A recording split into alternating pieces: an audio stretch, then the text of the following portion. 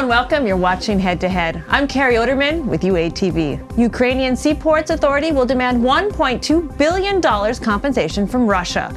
This sum should serve as a compensation from the Russian government for the seaports and other properties lost by Ukraine when Russia forcibly annexed the Crimean Peninsula in 2014. Earlier, Ukraine's Ministry of Justice had filed a general claim on that issue with the European Court of Human Rights. To talk about this and more, we welcome to our studio today Professor Borys Babin, Chief Research Consultant at the Institute of Legislation of the Verkhovna Rada of Ukraine. Thank you so much for joining us again. And thank you for hosting.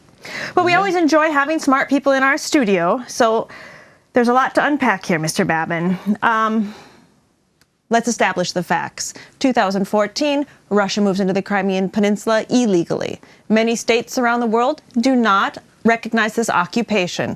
But we have to deal with the situation. A lot of the seaports that belong to Ukraine are now in Russian hands. Ukraine is losing money, private businessmen are losing money, people are losing money. How is Ukraine going to deal with this? Well, coming to port issue, the key position that we may use against the aggressor state is a bilateral agreement of defense investments. And this agreement foresees the possibility to establish a special arbitration ad hoc for each case, and other side can't ban this, and other side may participate or not, but anyway, this arbitrary proceeding will start and will get some results. And we have examples when some banks and private firms win such arbitrary proceedings, and their claims are all satisfied in full volume, and this money now is a debt of Russian Federation to those applicants. That's why the Administration of Maritime Ports, as a state enterprise but not governing body, has a property in Crimea, and this property has some investments that was done before occupation and after the 1991, the year of Ukrainian independence. And all this part of this property are investments that were illegally seized by Russian Federation and used by Russian Federation. So the claim may cover as the value of those vessels, port objects, sanatoriums, land places, other investments, accounts in banks, cars, etc., but also lost money, as from 2014 Russia illegally collects the fees that every vessel pay coming illegally to Crimean ports. So they violate the regime twice. First they come to closed port, and then they don't pay to Ukrainian government the money that they able to pay to us as the port fees. And this is very big money. Any vessel pays some $1,000 for each case.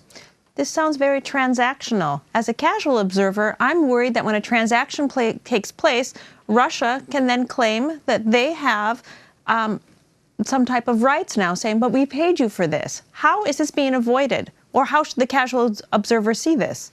The arbitraries are not deciding the destiny of Crimea, and they do not research the issue of legality of occupation or attempt of annexation.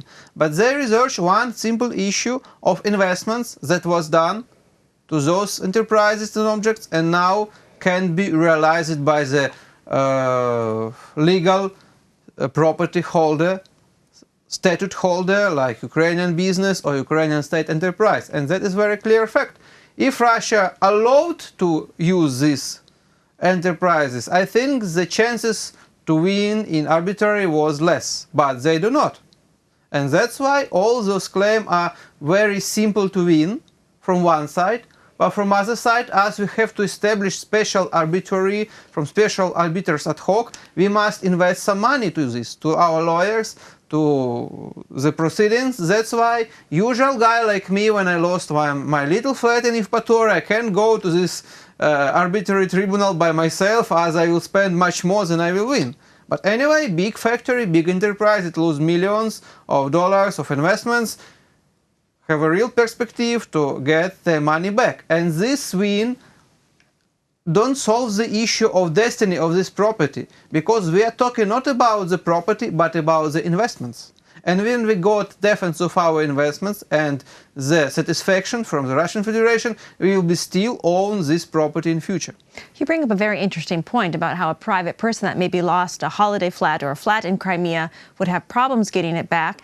The government's doing a lot for big business. What is being done for the private citizens? The situation is tied into a lot of people's livelihoods. Well, the private citizens may use other mechanisms as their rights are violated by occupational regime. They may apply to European Court of Human Rights. They may apply to committees established by the universal treaties under aegis of United Nations, such like a Human Rights Committee or Committee on Elimination of Racial Discrimination, something like that. And I think they have good perspectives, but those proceedings are more slowly, but they don't need a lot of investments from the owner or from the person whose rights were violated. That's why the real person like me or you or some other will go to the European Court or to UN committees and will in 10 or 7 or 5 years have the satisfaction. Let's move up the coast from Crimea to the Sea of Azov. Right now, fishery rights is in discussion. In the 1980s, Russia and Ukraine had an agreement that basically is still the basis for the current fishery rights, correct? This agreement was established in 1993, and as I think it lost its subject and object of regulation after the attempt of annexation of Crimea, as the key issue of this agreement is division of quotas between Ukraine and Russia. And if Russia, signing these agreements, gets some quotas for fishery and transfers them to enterprises illegally working in Crimea under Russian occupational control, it is a threat of de facto recognition of the regime in Crimea, and from other side it is very dangerous of the common international law. That's why the lawyers and practice and legal enforcement bodies and officers and US Navy and the Ukrainian Navy are directly against this agreement, but it is too corruptional, as we have a lot of fish there and some private business are interested to keep common interests with Russia there. That's why common families with one relative in Sevastopol and other in Rostov and third in Berdansk are still keeping this business under their supervision. Alas, we may point that the corruptional network covers some Ukrainian state government bodies and entities. That's why this process is still ongoing. And how exactly does that process look? Because what happens here in Kyiv isn't exactly maybe what is practically done there along the coast, where people are living their daily lives. Well, we heard from those business and their representatives some attempts to say something about defense the human interests, but this is a direct lie. As the majority of Ukrainian fishermen in Azov have their fishery only in the coastal waters, near the Ukrainian mainland. It is 2, 3, 5 miles near the shore, and of course Ukrainian army and Ukrainian state board gassers may defend them without any agreements with Russia. And if we deal about the fishermen who go to the central part of Azov Sea, there are not more about 40 vessels, and they are not Titanic, they are little vessels, and common quantity of those fishermen are not more than 400 persons. 400 persons in one hand, and from other hand the territorial integrity of Ukraine. I think those issues are incomparable. But anyway, even those 400 persons are our citizens. And voters. And we are able, but 400 voters is only 400 voters.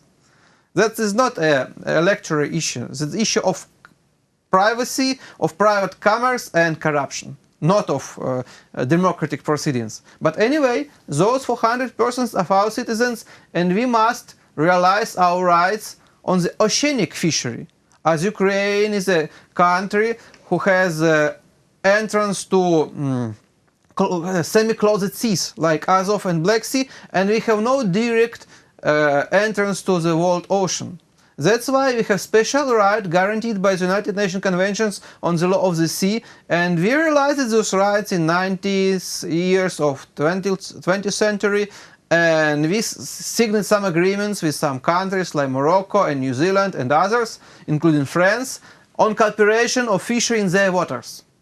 That's why Ukrainian flag and Ukrainian fishery in the ocean have a good perspective. But under the Russian supervision, our oceanic fishery fleet was destroyed and is still destroying now. As all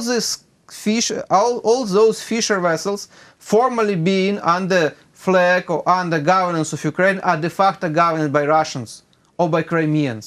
That's why we have now ocean fleet, and we may easily cover all those unemployments, possibly on the Azov shore, as every vessel on the oceanic fleet is 100% of crew. We need only 4 vessels to cover all issue of unemployment for Azov fishery. It's not a big issue, but we don't solve it. So Russia created the problem, and they could help you solve the problem, yes, so to they speak. create the problem, they supervise this business, and they help us to solve it. Is there any concern about Russia's closer relationship with Turkey and Turkey's control of access to the Black Sea? Well, it's another issue. It's devoted not so much to fishery, but to navy, as we have special Montreux Convention devoted to issues of presence in Black Sea waters of naval vessels of other state. And this convention is the key point of maritime policy of Turkey and maritime policy of Russia. Those two states are states that are in very suitable position for Montreux. And due to Montreux principles, Russia now is the governor of Black Sea. And the Black Sea and Azov Sea are the only part of the world ocean where Russia has the full dominance of its navy. That's why we must research the Montreux Convention deeply. And I may give you a little surprise, but Montreux Convention covers only certain states of the world, as we have 200. And even more, Montreux Convention don't cover some Black Sea states like Georgia. Oh, really? Yeah, and even Ukraine did not never ratify Montreux Convention. We just agreed in 1992 that this convention will be enforced as USSR treaty for us, but only in part that is not against to the interest of our republic. That is the norm of the law. It's not my words, it's words of the law. That's why we may ask, if vessel of United States will go to Georgian port, where is in those relations the Montreux Convention? As all the straits in the world, including Bosphorus and Dardanelles, are covered by the customary law and by the United Nations Convention of the Sea, and they provide absolutely other rules and no any limitation of tonnage, including NATO tonnage in Black Sea.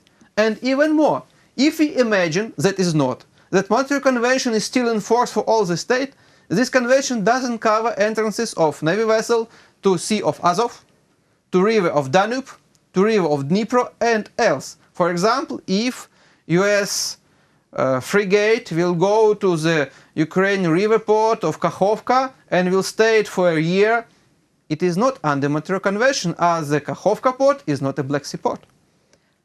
Interesting to know. Let's go away from the seaside for a minute and talk about your practical work every day in Kyiv. You're working for the presidential administration. You're advising them in some ways. No, I'm now working for Parliament. As we have division of state powers and entities, I work in the Parliamentary Institute, not more in the presidential part of power. I am not state employee, I'm just professor, and I'm giving advices just to issues of the occupation and internet displaced person and it's your advice, human rights. It's your advice I want to talk about. The presidential administration, with its absolute majority, when the Servant of the People Party has been able to push through a lot of legislation. Are you keeping a key eye on these things? Because the intricacies of international law aren't something that everyone masters. Well, in our country we have a very bad custom. We think we are the wisest in our legislation. And we think all the world experience and all the experience of international treaties and treaties of Council of Europe are not for us, as we have the unique place in our world, but it is a big mistake. That's why when we have the legal drafting, we need to supervise those texts on their compliance to international standards. And that is my job. Of course, not always we may stop some mistakes, of course not political mistakes, but often mistakes just textual or judicial, but sometimes we are lucky and we point to the legislative bodies and our people's deputies saying, it is good in common, but dear friends, just read a book on textbook on international law. Well, I'm glad you're there, Professor Babin. Thank you so much for joining us today. We'd love to have you back. That was Professor Borys Babin, Chief Research Consultant at the Institute of Legislation of the Verkhovna Rada of Ukraine.